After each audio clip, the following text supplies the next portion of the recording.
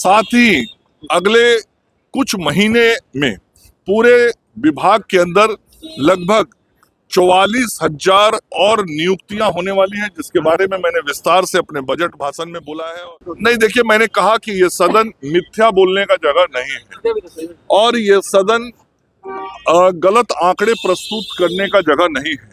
यह सदन कोई जनसभा का मंच नहीं है। इसका मतलब तो उनको गणित का भी ज्ञान नहीं है कि 3,47,000 करोड़ के बजट में यदि 21,000 करोड़ से ज्यादा का बजट उनको किताब मिल रहा है पढ़ने के लिए और उनको परसेंटेज की समझ नहीं आ रही है, तो नहीं बोलना चाहिए था।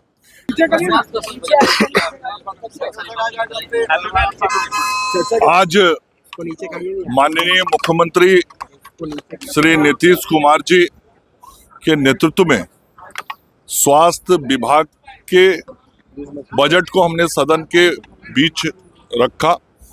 कुल 21,270 करोड़ 40 लाख रुपए का ये बजट सदन में मैंने प्रस्तुत किया, जिसे स्वीकृत किया गया।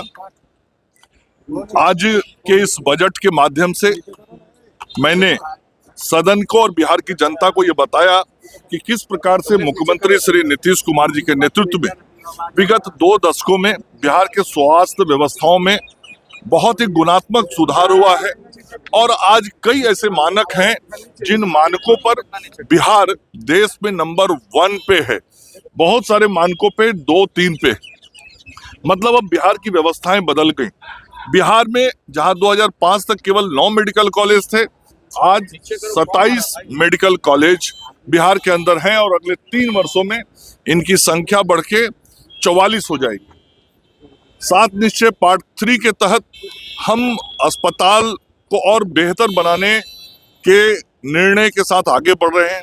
सभी जो हमारे प्रखंड स्तर के अस्पताल हैं, वहां उन अस्पतालों में आगे आने वाले वर्षों में विशेषज्ञों की सुविधाएं दी जाएंगी और सदर अस्पतालों में सुपर स्पेशलिटी की सुविधा लोगों को प्रदान की जाएगी। साथ ही अगले कुछ महीने में पूरे विभाग के अंदर लगभग 44,000 और नियुक्तियां होने वाली हैं, जिसके बारे में मैंने विस्तार से अपने बजट भाषण में बोला है और अपने बजट भाषण के पुस्तक में भी लिखा है, जिसमें से 5,006 एएनएम की नियुक्ति तो बहुत शीघ्र 15 दिनों के अंदर होने वाली है।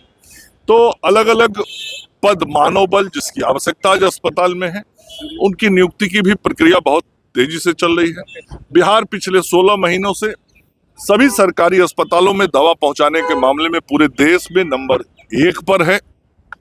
ऐसे कई मानक हम जो देखेंगे, चाहे वह शिशु मृत्यु दर हो, चाहे 5 वर्ष से कम के बच्चों का मृत्यु दर हो, चाहे आईएमआर हो, चाहे मातृ मृत्यु दर हो, इन सभी चीजों में बहुत सुधार हुआ और ये मानक हम राष्ट्रीय औसत से भी बेहतर हो गए। मतलब आईएमआर, एमएमआर, एनएमआर, ये सारे जो मानक हैं, इन मानकों में तो बिहार देश में नंबर 1 पे है। और इसी के साथ साथ मैंने बताया कि कैंसर से बचाव के लिए बहुत विशेष तरीके से हम सब लोग काम कर रहे हैं। हमने उसके लिए एक कैंसर के बचाव के व्यवस्था को बनाने के लिए बिहार में हमने कैंसर सोसाइटी बनाया है और उस कैंसर सोसाइटी के माध्यम से बिहार के सभी 38 जिले में कैंसर के मरीजों का तुरंत जांच हो, उसको प्रारंभिक ट्रीटमेंट दिया जाए और उसके अतिरिक्त एचपीवी का वैक्सीन जो सर्वाइकल कैंसर से बेटियों को बचाता है, वो काम आज बिहार कर रहा है, जो देश का इकलौता राज्य है। ऐसे बहुत सारे विषय जो जन स्वास्थ्य से जुड़े हैं, उन सभी विषयों पे हम कैसे बेहतर काम करेंगे 26-27 में, वो आज मैंने सदन के अंदर रखा है।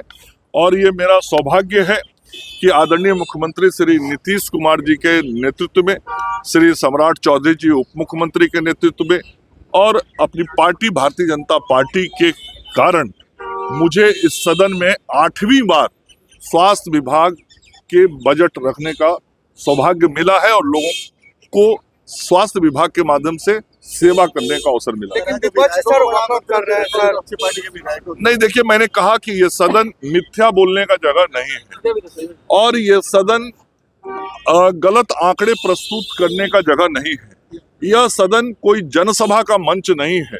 इस सदन में कोई भी सदस्य बोले, तथ्यों पर आधारित बात बोले, आंकड़ा सही बोलना चाहिए और गलत जानकारी सदन को नहीं देनी चाहिए।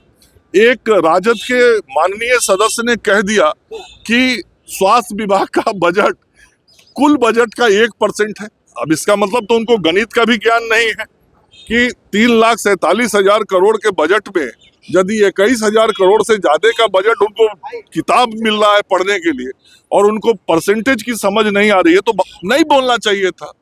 किसी ने बोल दिया मेंटल हेल्थ पे, किसी ने बोल दिया एईएस पे। तो मैंने उन सभी माननीय सदस्य को, चूंकि हमारे सदन के सम्माननीय सदस्य हैं, मेरा स्वास्थ्य मंत्री के नाते ये जिम्मेवारी है कि उनको सही जानकारी दी जाए। मैंने उन्हें आमंत्रण दिया है, मैं साथ में चलूंगा। मेरे साथ आप मेंटल हॉस्पिटल कोइलवर चलिए, मैं साथ में चलूंगा। मेरे साथ आप मुजफ्फरपुर का जो 100 बेड का एसकेएमसीएच में पीकू हॉस्पिटल बनाया है वर्ल्ड क्लास का, उसको देखने चलिए। अभी 1-1.5 महीने के बाद देश का पहला 400 बेड का ऑर्थोपेडिक हॉस्पिटल पटना में खुलने वाला है, उसको भी दिखाने के लिए मैं माननीय सदस्य को ले जाऊंगा।